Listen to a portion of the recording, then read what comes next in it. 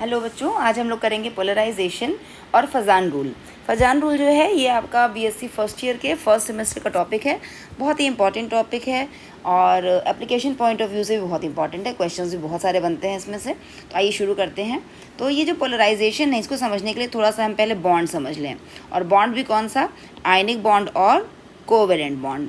Ionic bond और covalent bond कैसे बनते हैं पहले हमें ये समझना होगा, ठीक है।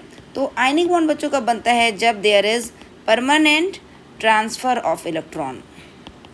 जब इलेक्ट्रॉन जो है वो एक एटम से दूसरे एटम पर परमानेंटली मूव कर जाए।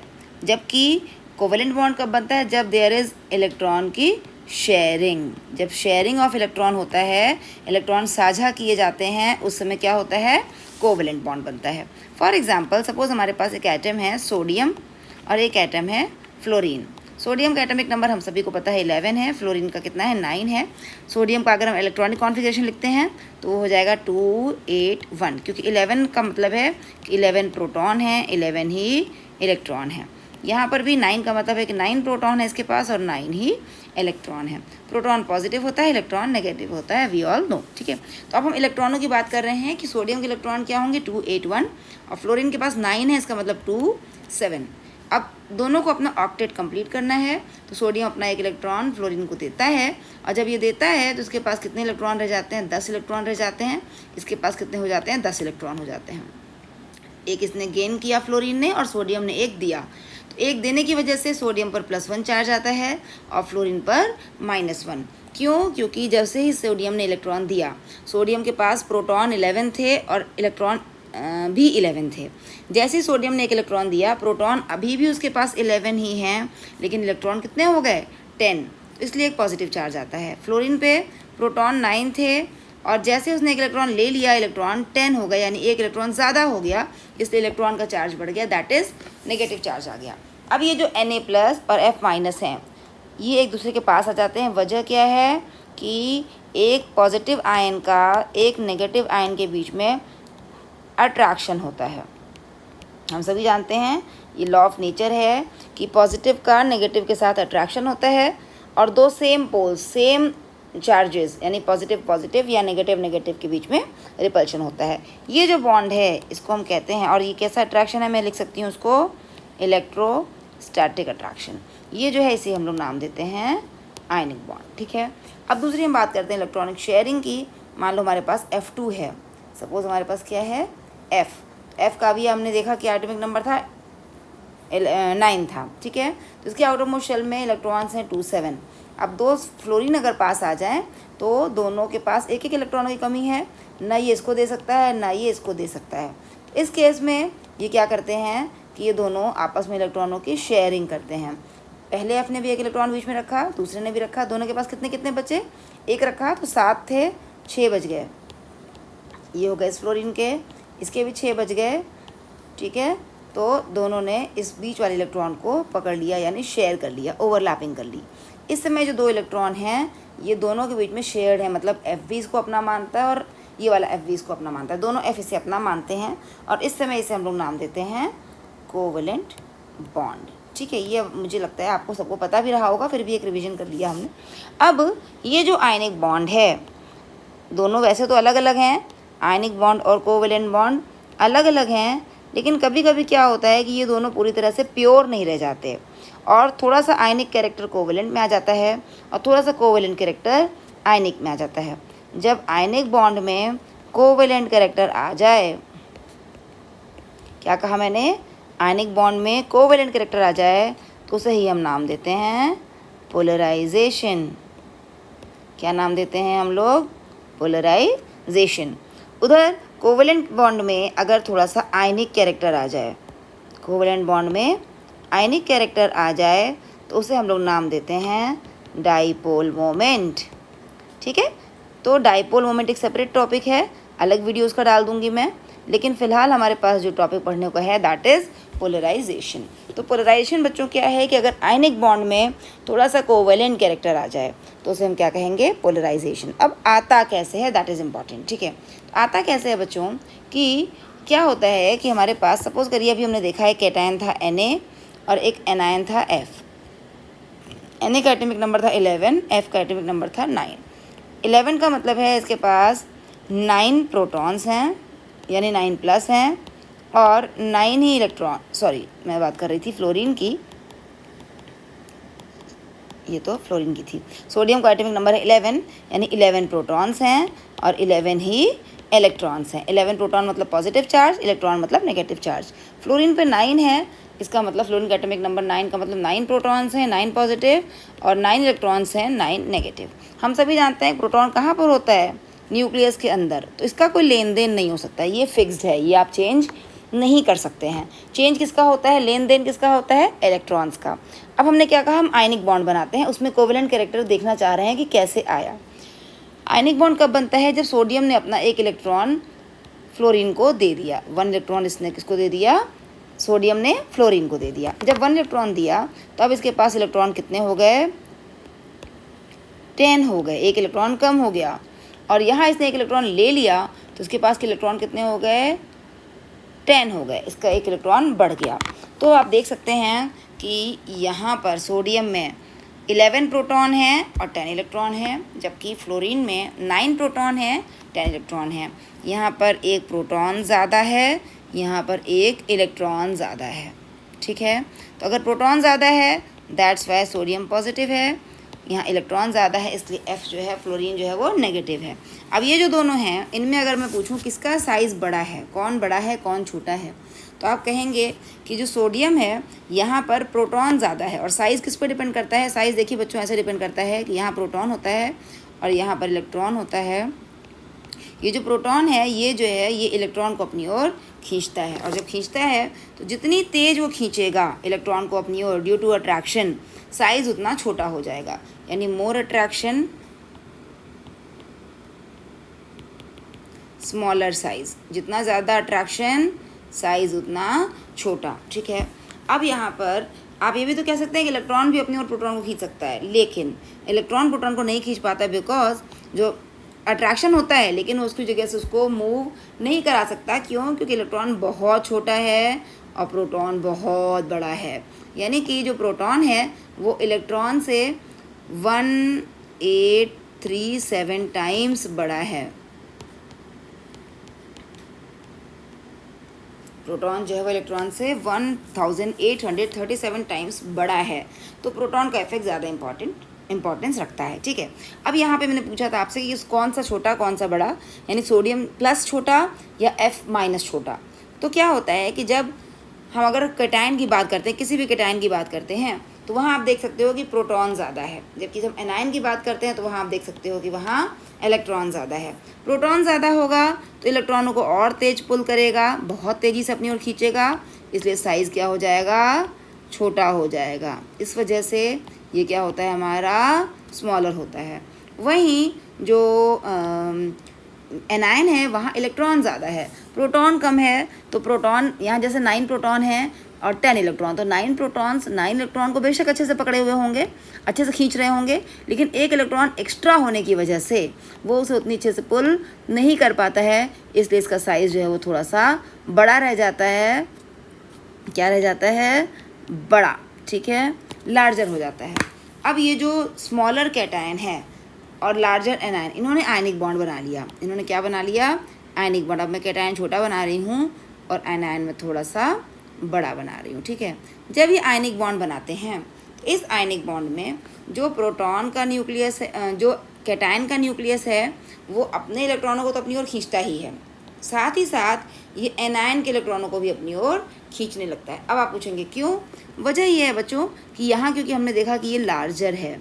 लार्जर का मतलब इसके प्रोटॉन का इसके इलेक्ट्रॉनों पर उतना अच्छा पुल, उतना अच्छा अट्रैक्शन नहीं काम कर रहा है जितना कि प्रोटॉन कैटायन के जो प्रोटॉन हैं वो अट्रैक्ट कर रहे हैं कैटायन के इलेक्ट्रॉनों को। क्योंकि कैटायन छोटा है तो इसका जो प्रोटॉन है वो अपने इलेक्ट्रॉन के साथ साथ बगल वाले इलेक्ट्रॉन को भी अपनी ओर खींचने लगता है, क्योंकि इसका साइज़ छोटा है।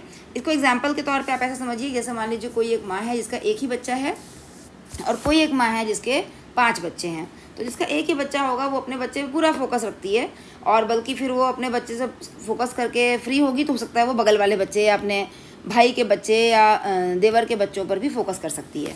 वहीं पे जब हम देखते हैं कि जहाँ पर खुद एक माँ के बहुत सारे बच्चे हैं, 5 बच्चे हैं, 4 बच्चे हैं, तो वो उनमें ही परेशान रहेगी, उनमें एंगेज रहेगी, उसे टाइम नहीं होगा कि वो दूसरे वाले जो बच्चे हैं घर के और किसी भाई वगैरह के, उनको देख पाए वो। तो सेम वैसे ही कैटायन छोटा है इसके पास, इसके जो इलेक्ट्रॉन हैं वो कम हैं, तो ये अपने इलेक्ट्रॉनों को तो फोकस करता ही करता है, साथ में ये बगल वाले एनायन के इलेक्ट्रॉनों को भी अपनी ओर अट्रैक्ट करने लगता है, जिसकी वजह से। और साथ ही साथ इसके उल्टे क्या है कि एनायन में क्योंकि साइज़ बड़ा है, उसके पास इलेक्ट्रॉन्स ज़्यादा हैं, प्रोटॉन्स कम हैं, तो इसके प्रोटॉन्स अपने इलेक्ट्रॉनों को उतनी अच्छे से कंट्रोल नहीं कर पाते।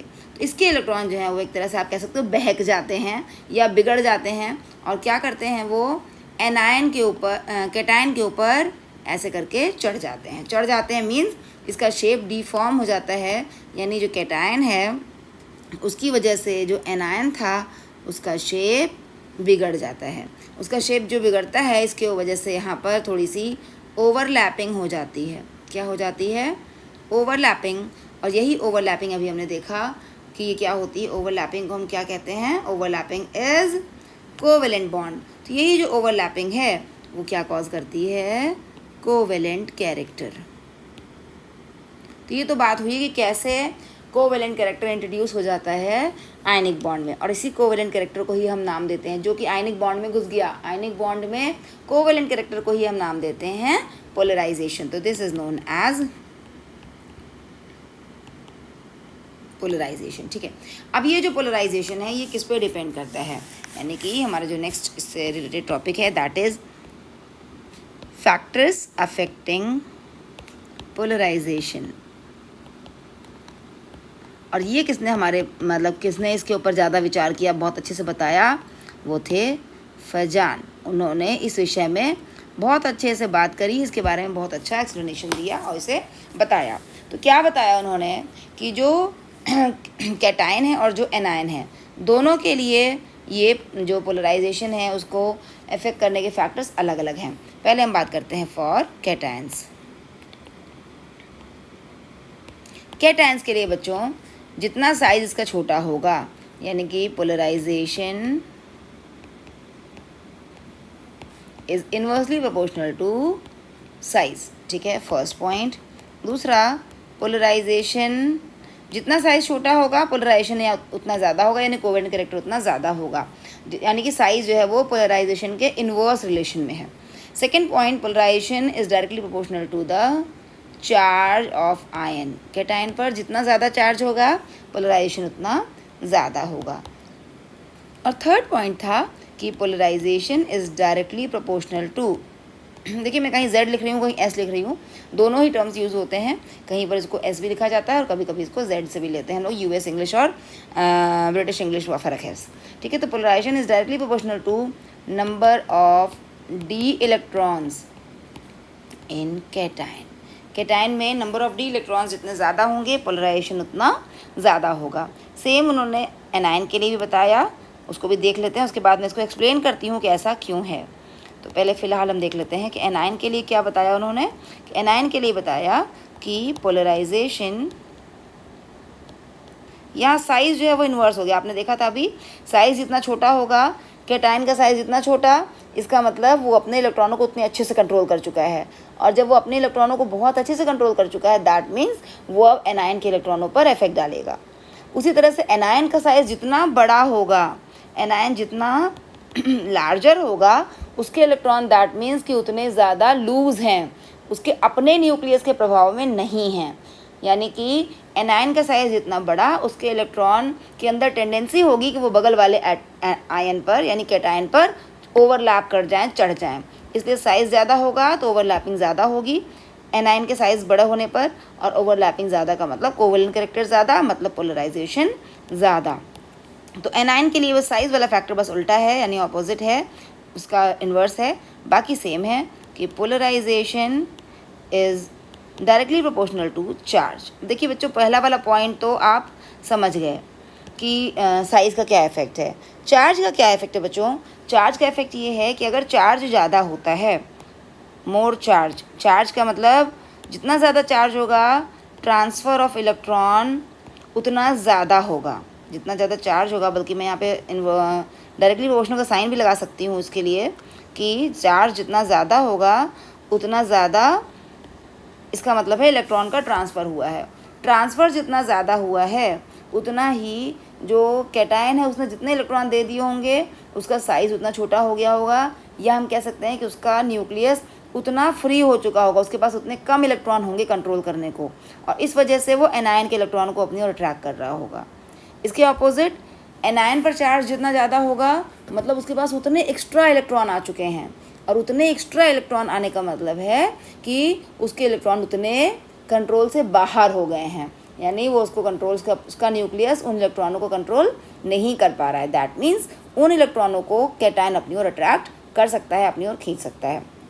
तो यानी कि चार्ज ज़्यादा, ट्रांसफ़र इलेक्ट्रॉन ज़्यादा होगा, और जब ज़्यादा होगा तो कोवेलेंसी यानी कि शेयरिंग ऑफ इलेक्ट्रॉन की प्रोबेबिलिटी ज़्यादा होगी, के चांसेस ज़्यादा होंगे। ठीक है, तो इस वजह से सेकेंड वाला पॉइंट था कि चार्ज ऑफ आयन चाहे कैटायन हो चाहे एनायन हो, जितना ज़्यादा होगा पोलराइजेशन उतना ज़्यादा होगा। कैटायन का साइज़ अगर छोटा होगा तो पोलराइजेशन ज़्यादा होगा, जबकि एनायन का साइज़ अगर बड़ा होगा तो पोलराइजेशन ज़्यादा होगा। और एक पॉइंट जो कि केवल कैटायन में है कि नंबर ऑफ़ डी इलेक्ट्रॉन्स अगर ज़्यादा होंगे, तो नंबर ऑफ़ डी इलेक्ट्रॉन से क्या होता है बच्चों कि नंबर ऑफ़ डी इलेक्ट्रॉन्स जो होता है वो शील्डिंग को प्रभाव डालता है, यानी जो डी इलेक्ट्रॉन्स होते हैं वो उनकी शील्डिंग बहुत ख़राब होती है। ठीक है, तो उनकी जो शील्डिंग बहुत ख़राब होने की वजह से क्या होता है कि वो इलेक्ट्रॉन्स जो होते हैं वो न्यूक्लियस को कवर अप नहीं कर पाते, न्यूक्लियस के प्रोटॉन को सेटिस्फाई नहीं कर पाते, जिससे कि जो प्रोटॉन उसका है न्यूक्लियस का वो अपने से बियॉन्ड यानी कि कैटायन के बाहर यानी कि एनायन के ऊपर इफेक्ट डालना शुरू कर देता है। तो डी इलेक्ट्रॉन्स जितने ज़्यादा होंगे शील्डिंग उतनी कम होगी, स्क्रीनिंग उतनी कम होगी, और स्क्रीनिंग या शील्डिंग कम होने से जो एनायन है उसके ऊपर इफेक्ट बढ़ जाएगा। क्योंकि जब न्यूक्लियस को इस तरह समझिए, मान लीजिए न्यूक्लियस है कैटायन का, यहाँ प्रोटॉन है और यहाँ पर हमारे पास डी इलेक्ट्रॉन्स हैं। ठीक है, कैटायन के। अब ये डी इलेक्ट्रॉन जो है न्यूक्लियस को कवर नहीं कर पाएंगे, तो जब कवर नहीं कर पाएंगे, कवर करते हैं तो न्यूक्लियस का इफेक्ट बाहर जो है कम होता है, लेकिन कवर नहीं कर पा रहे हैं तो उसका इफेक्ट बाहर की तरफ ज़्यादा होगा, इसलिए वो एनायन के इलेक्ट्रॉनों को अपनी ओर खींच पाएगा। ठीक है, तो ये ओवरऑल इसका था कि क्या वजह है कि जो कैटायन है उसमें डी इलेक्ट्रॉन्स अगर ज़्यादा होंगे तो पोलराइजेशन ज़्यादा होगा, इसकी वजह थी। ठीक है, अब हम आते हैं इसके एप्लीकेशंस पर। एप्लीकेशंस और इसी को कहते हैं इफेक्ट ऑफ पोलराइजेशन। बच्चों देखिए एप्लीकेशंस क्या हैं इसके, इफेक्ट क्या हैं। पहला पॉइंट क्या है इसका कि जो सॉल्युबिलिटी होती है उस पर इफेक्ट आता है। सॉल्युबिलिटी क्या होती है बच्चों कि जो हमारे पास जो आयनिक कंपाउंड होते हैं ना, नॉर्मल वेज में क्या होता है कि जो आयनिक कंपाउंड होते हैं वो सॉल्युबल होते हैं पोलर सॉल्वेंट में। किस में सॉल्युबल होते हैं? पोलर सॉल्वेंट्स में। पोलर सॉल्वेंट्स वो होते हैं जिसमें कि डाई इलेक्ट्रिक कांस्टेंट ज़्यादा होता है। अब आप कहेंगे ये कौन सी चिड़िया का नाम आ गया? डाई इलेक्ट्रिक कांस्टेंट ज़्यादा होता है। ठीक है, तो डाई इलेक्ट्रिक कांस्टेंट ज़्यादा है या पोलर सॉल्वेंट है, इसका मतलब ऐसे सॉल्वेंट जिसमें कि प्लस और माइनस दिखते हों, पार्शियल पॉजिटिव पार्शियल नेगेटिव दिखते हों। और ऐसा कब होता है? ज़्यादातर जब हमारे पास आयनिक सॉल्वेंट्स होते हैं। क्या होते हैं? आयनिक सॉल्वेंट्स। आयनिक सॉल्वेंट्स यानी ऐसे सॉल्वेंट जिसमें कि आयनिक बॉन्ड हो, या अगर आयनिक नहीं भी हो, कोवेलेंट भी हो, तो उसमें कोवेलेंट में डाइपोल मोमेंट ज़्यादा हो। जैसे कि हमारा वाटर है, ये एक इनऑर्गेनिक कंपाउंड है।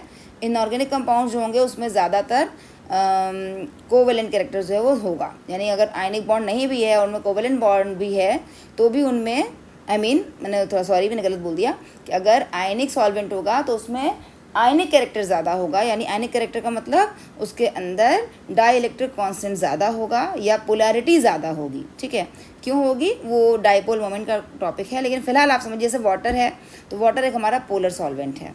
उसके कंपैरिजन में जितने ऑर्गेनिक कंपाउंड्स हैं, ऑर्गेनिक सॉल्वेंट्स हैं, वो क्या होते हैं? थोड़े से कोवेलेंट टाइप के होते हैं। क्या होते हैं? नॉन पोलर होते हैं। नॉन पोलर सॉल्वेंट्स का मतलब जैसे कि नॉन पोलर कौन सा होगा? जैसे बेंजीन। बेंजीन एक सॉल्वेंट है। अब आप जानते हैं ये बेंजीन का स्ट्रक्चर ये है, इसमें कहीं भी कोई प्लस माइनस बनने का चांस नहीं है, क्योंकि कार्बन कार्बन ही बॉन्ड है, कोवेलेंट बॉन्ड है। और जब प्योरली कोवेलेंट बॉन्ड है तो यहाँ पर डाइपोल मोमेंट नहीं होगा। डाइपोल मोमेंट नहीं होगा तो कोई प्लस माइनस नहीं होगा, यानी कि इसके अंदर पोलैरिटी नहीं होगी। ऐसे जो सॉल्वेंट है जैसे बेंजीन, जैसे डाई इथाइल ईथर, इसके एग्जाम्पल हैं। ठीक है, ये इसके एग्जाम्पल है। डाईइथाइल ईथर क्या होता है? C2H5O C2H5, ये डाईइथाइल ईथर। या कभी कभी एथाइल एल्कोहल C2H5OH, वैसे तो ये पोलर है, पार्शियल पोलर है क्योंकि यहाँ O के ऊपर हाइड्रोजन है, ऑक्सीजन पर हाइड्रोजन इलेक्ट्रोनेगेटिव एटम के ऊपर, तो पोलैरिटी तो है, लेकिन क्योंकि इसमें एक बड़ा पोर्शन ऑर्गेनिक है, C2H5 है, ऑर्गेनिक होने के कारण इसकी पोलैरिटी काफ़ी कम है, तो हम इसको भी नॉन पोलर में काउंट कर सकते हैं। तो नॉन पोलर सॉल्वेंट में कौन डिजॉल्व होता है? Covalent compound. ये नॉर्मल एक रूल है कि जो कोवेलेंट कंपाउंड है नॉर्मल ये पाया जाता है। कोवेलेंट कंपाउंड वो पोलर सॉल्वेंट में, नॉन पोलर सॉल्वेंट डिजॉल्व होते हैं, जबकि आयनिक कंपाउंड जो होते हैं वो पोलर सॉल्वेंट में डिजॉल्व होते हैं। अब सॉल्युबिलिटी पर पोलराइजेशन का क्या इफेक्ट आता है बच्चों? कि जैसे आपने देखा कि जैसे ही पोलराइजेशन बढ़ता है वैसे ही क्या होता है कि आयनिक कैरेक्टर जो है वो कम हो जाता है और उस तुलना में कोवेलेंट कैरेक्टर बढ़ जाता है। मॉलिक्यूल में पोलराइजेशन बढ़ने के साथ साथ कोवेलेंट कैरेक्टर इंक्रीज करता है और आयनिक कैरेक्टर जो है वो घट जाता है। जब आयनिक कैरेक्टर घट जाएगा इसका मतलब पोलर सॉल्वेंट्स में जो सॉल्युबिलिटी है ये घट जाएगी और नॉन पोलर सॉल्वेंट्स में जो सॉल्युबिलिटी है वो बढ़ जाएगी। क्यों? क्योंकि आयनिक कैरेक्टर कम हो गया तो पोलर सॉल्वेंट में सॉल्युबिलिटी कम हो जाएगी, कोवेलेंट कैरेक्टर इंक्रीज कर गया तो नॉन पोलर सॉल्वेंट में कोवेलेंट जो सॉल्युबिलिटी है वो क्या हो जाएगी?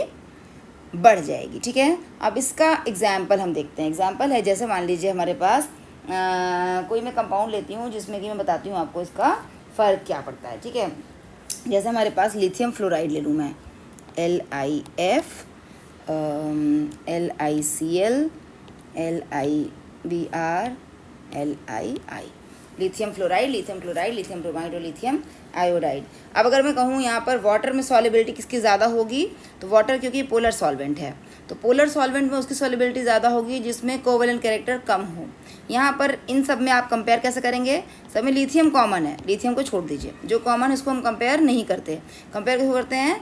जो चीज़ अनकॉमन हो, यानी फ्लोराइड, क्लोराइड, ब्रोमाइड और आयोडाइड को हम पता है फ्लोराइड छोटा होता है, क्लोराइड उससे बड़ा, ब्रोमाइड उससे बड़ा और आयोडाइड सबसे बड़ा। साइज जितना ज़्यादा एनायन का पोलराइजेशन उतना ज़्यादा, पोलराइजेशन ज़्यादा मतलब कोवेलेंट कैरेक्टर ज़्यादा, कोवेलेंट कैरेक्टर ज़्यादा का मतलब सॉल्युबिलिटी इन नॉन पोलर ज़्यादा, यानी कि वाटर में सॉल्युबिलिटी कम होगी इसकी और C2H5 में C2H5OH में पोलैरिटी सॉल्युबिलिटी ज़्यादा होगी। उनके कंट्रास्ट में यहाँ पर वाटर में सॉल्युबिलिटी ज़्यादा होगी जबकि C2H5OH में सॉल्युबिलिटी इसकी कम होगी। Am I clear? अगर कोई डाउट है बच्चों तो आप मुझे पूछ सकते हैं, मैं उसे एक्सप्लेन करूँगी। जितना मुझे लग रहा है मैंने वो बताने की आपको कोशिश की है। यहाँ तक कि जो LiF है वो C2H5OH में लगभग इनसॉल्युबल होता है, डिज़ोल्व ही नहीं हो पाता है। ठीक है, तो ये इसका सॉल्युबिलिटी पे एप्लीकेशन था। दूसरा क्या फ़र्क पड़ता है? दूसरा एप्लीकेशन क्या है इसका? मेल्टिंग पॉइंट पर है। मेल्टिंग पॉइंट आप सभी जानते हैं कि वो टेम्परेचर जिस पर कि सॉलिड जो है वो लिक्विड में कन्वर्ट होता है। तो अब मेल्टिंग पॉइंट जो होता है वो इस पर डिपेंड करता है कि आयनों के बीच में कितना फोर्स ऑफ अट्रैक्शन काम कर रहा है। हमें पता है कि 1 + 1 - ऐसे करके आयनिक बॉन्ड में होते हैं, तो जितना ज़्यादा फोर्स ऑफ अट्रैक्शन इनके बीच में होगा इनको सेपरेट करना उतना मुश्किल होगा।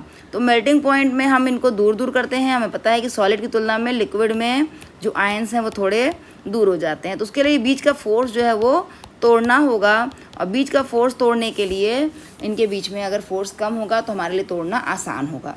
यानी कि अगर attraction between the ions is less, आयनों के बीच में अट्रैक्शन अगर कम है, उस केस में हमें कम एनर्जी देनी होगी उसको तोड़ने के लिए, यानी हमारा मेल्टिंग पॉइंट जो है वो कम हो जाएगा। और अगर आयनों के बीच में अट्रैक्शन ज़्यादा है तो मेल्टिंग पॉइंट जो है वो ज़्यादा होगा। अट्रैक्शन ज़्यादा कब होता है? जब आयनिक कैरेक्टर हो, और मेल्टिंग पॉइंट कम कब होगा, यानी कि अट्रैक्शन कम कब होगा? जब कोवेलेंट कैरेक्टर आ जाए, क्योंकि कोवेलेंट कैरेक्टर का मतलब आयन ही कम हो गया, आयनिक कैरेक्टर कम हो गया तो अट्रैक्शन कम हो जाएगा। यानी कि मेल्टिंग पॉइंट जो है वो, अगर मैं शॉर्ट में इसको कहूँ तो मेल्टिंग पॉइंट जो है वो इन्वर्सली प्रोपोर्शनल है कोवेलेंट कैरेक्टर का, यानी कि इन्वर्सली प्रोपोर्शनल है पोलराइजेशन का, पोलराइजेशन ज़्यादा, मेल्टिंग पॉइंट कम। तो अब इसका एग्जांपल जैसे कि हम लेते हैं कि मान लीजिए हमारे पास कोई कंपाउंड है, मैंने ले लिया सपोज़ NaCl और Na, ये दो कंपाउंड लिए। यहाँ जो NaCl है ये, इसमें एनायन छोटा है, Na में एनायन बड़ा है। तो एनायन छोटा है मतलब यहाँ पर पोलराइजेशन कम है और यहाँ पर पोलराइजेशन ज़्यादा है। पोलराइजेशन ज़्यादा है इसका मतलब यहाँ पर मेल्टिंग पॉइंट ज़्यादा होगा, यहाँ का मेल्टिंग पॉइंट कम होगा। और सॉल्युबिलिटी भी कंपेयर कर सकते हैं, ये वाटर में ज़्यादा सॉल्युबल होगा, ये वाटर में कम सॉल्युबल होगा। आप जानते हैं नमक जो है पानी में पूरी तरह घुल जाता है, लेकिन सोडियम आयोडाइड उतनी अच्छे से डिज़ोल्व नहीं होता है। अब इस पर हम कुछ एक दो क्वेश्चन भी करेंगे अभी, ठीक है। और तीसरा जो फ़र्क पड़ता है इसका, that is on stability. Third effect is on stability.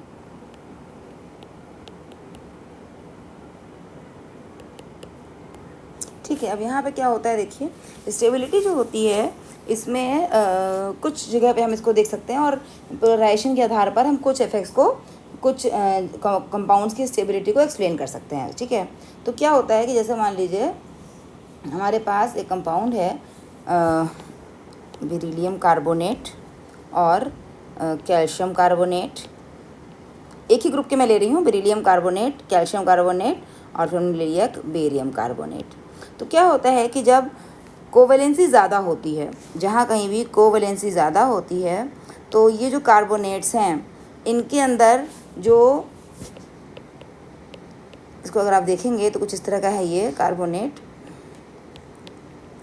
Covalency जब ज़्यादा होगी, कोवेलेंसी ज़्यादा का मतलब जो कैटायन अगर छोटा होगा तो उस समय ये इस कार्बोनेट को पूरी तरह से पोलराइज कर देता है, और पोलराइज करने का मतलब डीफॉर्म कर देता है। पोलराइजेशन ज़्यादा होने से इसका डीफॉर्मेशन हो जाता है और डीफॉर्मेशन के कारण ये डीग्रेड हो जाता है, मतलब ये टूट जाता है, डिग्रेडेशन भी हो जाता है। ये टूट जाता है, किस में टूटता है? ऑक्साइड में डबल माइनस और CO2 में। यानी जितना ज़्यादा कोवेलेंसी होगी, पोलराइजेशन जितना ज़्यादा होगा, स्टेबिलिटी ऑफ द कार्बोनेट उतनी कम होगी। अब यहाँ कैटायन छोटा है, यहाँ कैटायन काफ़ी बड़ा है, तो यहाँ कैटायन छोटा है इसका मतलब कोवेलेंसी ज़्यादा होगी, यहाँ कैटायन बड़ा है इसका मतलब कोवेलेंसी यहाँ पर कम होगी। तो इस वजह से barium carbonate is more stable as compare to beryllium carbonate. ये लेस स्टेबल है और ये आपका मोर स्टेबल होगा, ठीक है। कैल्शियम कार्बोनेट की स्टेबिलिटी इन दोनों के बीच में होगी, बहुत कम भी नहीं होगी, बहुत ज़्यादा होगी। Stability with respect to heat, मतलब गर्म करने पर बेरिलियम कार्बोनेट जो है वो टूट जाएगा, CO2 निकल जाएगी, जबकि बेरियम कार्बोनेट नहीं टूटेगा, इसमें से इतनी आसानी से CO2 रिलीज़ नहीं होगी। तो बच्चों यही था हमारा पोलराइजेशन, जिसमें कि हमने बेसिकली पढ़ा कि पहले तो ये क्या होता है। तो होता क्या है ये, this is the covalent character in ionic bond. इसका कारण क्या है, हमने देखा कि साइज़ जितना छोटा होगा कैटायन का या एनायन का साइज़ जितना बड़ा होगा, इलेक्ट्रॉनों का ओवरलैप या डीफॉर्मेशन, एनायन का शेप बिगड़ना उतना ज़्यादा होगा, कोवेलेंसी उतनी ज़्यादा हो जाएगी। इसके फैक्टर्स क्या हैं कि कैटायन का साइज़ छोटा, कैटायन के पॉजिटिव चार्ज ज़्यादा और डी इलेक्ट्रॉन ज़्यादा, उससे पोलराइजेशन ज़्यादा होगा। और एनायन का साइज़ बड़ा, एनायन पर चार्ज ज़्यादा, उससे भी पोलराइजेशन ज़्यादा होगा। इसका इफेक्ट क्या है? इफेक्ट 3 चीज़ों पर है। पहला है हमारा सॉल्युबिलिटी पर। सॉल्युबिलिटी जो है वो कोवेलेंट कंपाउंड की वजह से, क्योंकि कोवेलेंट कंपाउंड जो है वो नॉन पोलर सॉल्वेंट में डिजॉल्व होते हैं, तो जैसे ही कोवेलेंट कैरेक्टर आएगा वैसे ही जो कंपाउंड है इसकी सॉल्युबिलिटी नॉन पोलर सॉल्वेंट्स में बढ़ने लगेगी और इसके उल्टे पोलर सॉल्वेंट्स में घटने लगेगी। दूसरा इसका इफेक्ट हमने देखा था अभी इसका पोलराइजेशन का, कि जो मेल्टिंग पॉइंट है वो क्योंकि आयनिक कंपाउंड का ज़्यादा होता है और कोवेलेंट कंपाउंड का कम होता है, तो जैसे ही कोवेलेंसी बढ़ेगी इसकी मेल्टिंग पॉइंट इसका जो है वो घट जाएगा। और तीसरा इफेक्ट अभी आपने देखा कि स्टेबिलिटी ऑफ द कंपाउंड्स, जो कार्बोनेट हैं या सल्फेट हैं, जितने भी ऑक्सी सॉल्ट्स हैं, उनके अंदर जो हीट के प्रति उनकी स्टेबिलिटी है वो कोवेलेंसी बढ़ने के साथ साथ घट जाती है। तो कैटायन जितना छोटा होगा कोवेलेंसी उतनी ज़्यादा है, इस वजह से कार्बोनेट की स्टेबिलिटी उतनी कम हो जाएगी। ये 3 पॉइंट्स इसके मेन इसके एप्लीकेशंस थे, ठीक है। तो आई होप आपको वीडियो समझ में आई होगी, इंटरेस्टिंग लगी होगी। अगर आपको अच्छी लगे तो आप प्लीज़ मुझे बताना, और कोई डाउट हो वो भी आप प्लीज़ ज़रूर बता। थैंक्स अ लॉट बच्चों। Bye bye.